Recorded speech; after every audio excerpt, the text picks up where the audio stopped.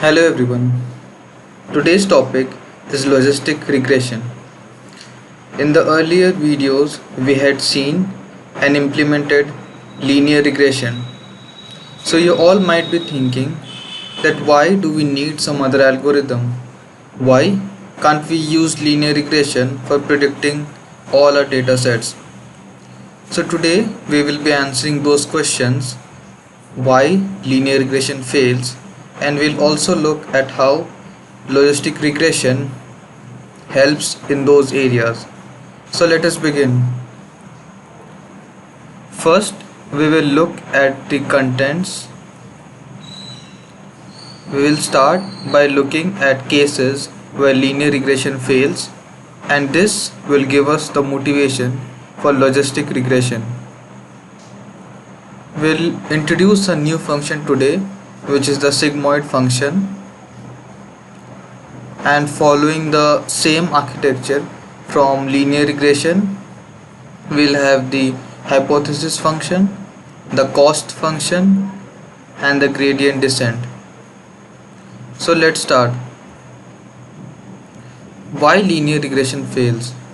We could have used linear regression for any model, but there are some cases where we can't.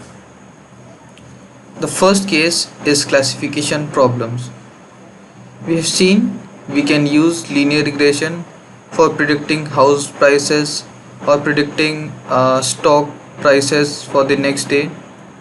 But suppose we want to classify something. Suppose we have pictures and we want to classify them as cat or non-cat pictures. This can't be done with the help of linear regression. Linear regression gives us a continuous output. So having those continuous output is not useful for classification. For classification, we need some symbols such as 0 or 1, which will represent cat or non-cat. Suppose 0 represents non-cat picture and 1 represents the cat picture. So we need some algorithm which gives us the output in those format. We can use linear regression and define an upper bound. Suppose if the value goes above 50, then it is classified as cat, and if the value goes below 50, then it can be classified as non-cat. But that is not very intuitive. So to solve that, we have logistic regression.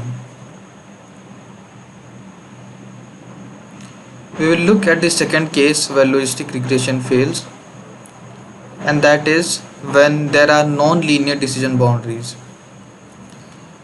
Suppose we have a data set and we plot it out in this manner, and suppose we want to separate these two. So the red ones maybe are the cat pictures and the green ones are the non-cat pictures. If we use linear regression, then we might find a line which is this, but in this case see that there are many wrong classified. Suppose if we say that above all these are non-cat pictures and below these are cat pictures, so we can see that there are many data sets which are classified wrongly, and below this line also there are some data sets which are classified wrongly. So we cannot fit a straight line to this data set. Even if we take a straight line something like this, then also we can see that there are some data sets which are not fitting. So for this we need a non-linear decision boundary, but linear regression does not give a non-linear decision boundary. It always gives a straight line. So how would a non-linear decision boundary look like? A non-linear decision boundary would be something like this. So in this case we can see that there are much fewer errors. We can see that there is just one outline data set here. So the error reduces significantly if we use a non-linear decision boundary for this kind of a data set. So we have seen our motivation behind logistic regression and the places where linear regression cannot be used. Next, we will see how we implement logistic regression. Before starting that, I would like to introduce one function which is very important while studying logistic regression, and that is the sigmoid function. First, let us look at the formula. Sigmoid function g is equal to 1 by 1 plus e raised to power minus z. Here z can be a single value, suppose 2, 3, 4, or it can even be a matrix. It can be a 2D matrix, it can be a 1D matrix. So in that case, if a matrix is passed, then each of those values are taken and it is applied in this function, and then it is mapped into a new matrix. Suppose the matrix 1, 2 and 3, then we take 1, put it to the formula, get the corresponding value and place it here. Then we take 2, put it in the formula, get the corresponding output and place it here. Then we take 3, put in the formula, and in the same way get the corresponding result. So this is the input, and after passing it through this sigmoid function, we get this as the output. These are not zero, but just a way to represent the elements which we get as output. So how is this sigmoid function useful?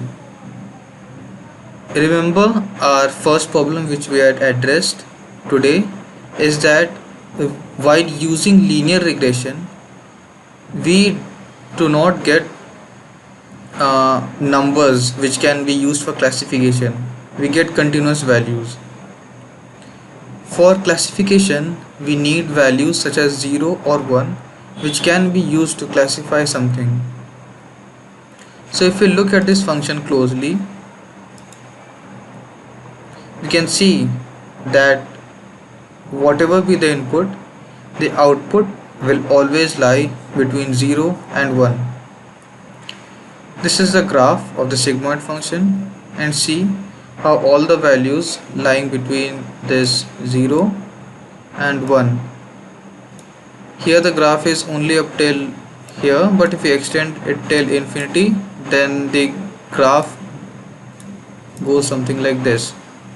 And in the similar way, if we extend it towards negative infinity, then the graph goes something like this. So let us see why we are getting the graph shape like this. Let us input minus infinity to this sigmoid function. Then what do we get? We get 1 plus e raised to the power infinity. And since this denominator value is too big, this value tends to 0, as we can see from this graph. And if we take the input to be infinity, then we get 1 by 1 plus e raised to minus infinity.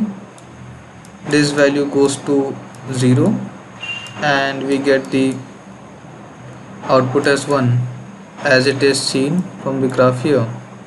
And if we input 0, then we get 1 by 1 plus e raised to power 0, which is half, and as we can see from the graph that it is 0.5. So we can see that even if the input is anything from minus infinity to infinity, we always get our value between 0 and 1. And we can see that even if the value from the value, suppose it is 4, it is very close to 0. Minus 4, it is very close to 0, and for 4 also it has become very close to 1. So it can be used for classification, as most of the time it gives values 0 and 1, or maybe very close to 0 and 1. Okay, since we have understood the sigmoid function, we'll start with the algorithm of logistic regression. As with any machine learning architecture, we first have the hypothesis function. So let us define the hypothesis function for logistic regression. This is the hypothesis function where hypothesis function equal to g, where g is the sigmoid function, sigmoid of theta transpose times x. And if you remember from the previous videos that theta and x can be represented in the form of matrix. So once again, if we input anything inside the sigmoid function, we always get the value between 0 and 1, and hence the output of the hypothesis function will always lie between 0 and 1. Next, as we saw in the linear regression, we'll look at the cost function. So this is the cost function formula. It may look complicated, but let me explain it term by term. So the cost function j of theta is equal to minus 1 by m into summation of this whole thing. We take yi, which is the actual label, into log of this here is the predicted label. We take log of the predicted label, multiply that with actual label, plus 1 minus this one is the actual label, log of 1 minus the predicted label. And we do this across all examples, sum it up and then divide it by m. So this is the cost function. Now let us look why this cost function. We'll take some values and see what the cost function is like. Suppose the actual label is 0 and the predicted label is 0. Then in that case, before calculating cost function, we should know that the cost should be very close to 0. So let us plug into the formula and see what the output is.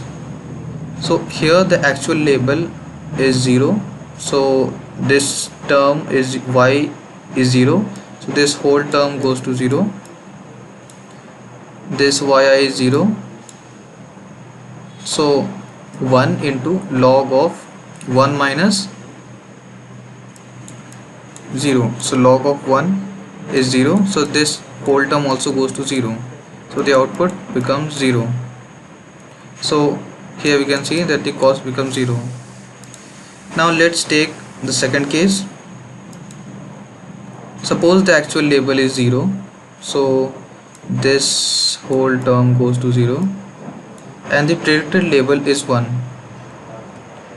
So actual label is 0, predicted label is 1, so this whole term goes to 0, and log of 0 is minus infinity, this is minus infinity, and then minus infinity into 1 is minus infinity, and then we have one more minus infinity here, so this whole term tends to plus infinity. So here you can see that the cost function goes to infinity, as will be expected, since there is a huge difference between the actual and the predicted label. Now let us take the third case, where the actual label is 1 and the predicted label is 0. So even before calculating, we should know that the cost function should be very large. Now let us plug it into the formula. The actual value is 1, predicted label is 1, predicted label is 0, so this would go to minus infinity. Here actual label is 1, 1 minus 1 0, so this whole term goes to 0, and once again minus here 1, so 1 minus outside, this would become plus infinity, and once again the cost function goes to infinity. And the final case where the actual and predicted label are 1 and 1, so this is 1, log of 1 is 0, and 1 minus 1 0, this also term goes to 0. So we see that the cost function is 0. So we see how cost function works. If there is a huge difference between the actual and the predicted label, then the cost function also increases. So this is a good way to measure our error on the logistic regression.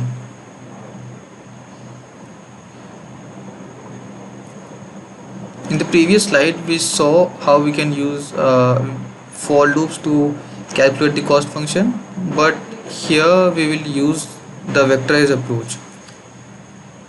So as we have seen in the video of linear regression, how we can represent y and the hypothesis function in the form of vectors. So when we plug it in here, we will get our corresponding cost function. Using a vectorized approach is always preferred over normal for loops. And finally, we'll look at gradient descent and how we set our theta values to get the least error. So the first step remains same as the linear regression gradient descent, and the second one is we repeat this step. Notice here that the formula for gradient descent remains same as linear regression. The only difference here is that the hypothesis function is different for logistic regression. Everything else remains same. We will now look at vectorized gradient descent. First, we will initialize the theta vector to random variables. Next, we will repeat this step. Here we can see that it is x times theta. So we repeat this step until we get a low value of the cost function. But one thing to note here is that we write here x theta. Up till now we were doing x transpose times theta. So the difference here is in the notation of x vector. Here is how we represent it. We take the first example with its different features and place it in the first row. Then we take the second example and place it in the second row, and so on till xm. So we get the size of x to be m cross n, and theta is represented as theta 0, theta 1, theta 2 till theta n. The size of this is n cross 1. On multiplying these two, we get size m cross 1. Y is represented as y1, y2 till ym. So its size is also m into 1. So we can subtract these two. On subtracting these two, we multiply it with x transpose. The shape of x transpose is n cross m. On multiplying it with m cross 1, we get the shape to be n cross 1, which is the same shape as theta. And then we multiply and divide it with a scalar that does not change the shape, and then we subtract it from theta, which is of the same shape as this one, and then we replace it with the theta vector. So you have seen the vectorized gradient descent approach, and as you know, it is always preferred over the normal for loop. Here we see alpha, and alpha is the learning parameter. It is also known as the hyperparameter, since we fix it according to our model.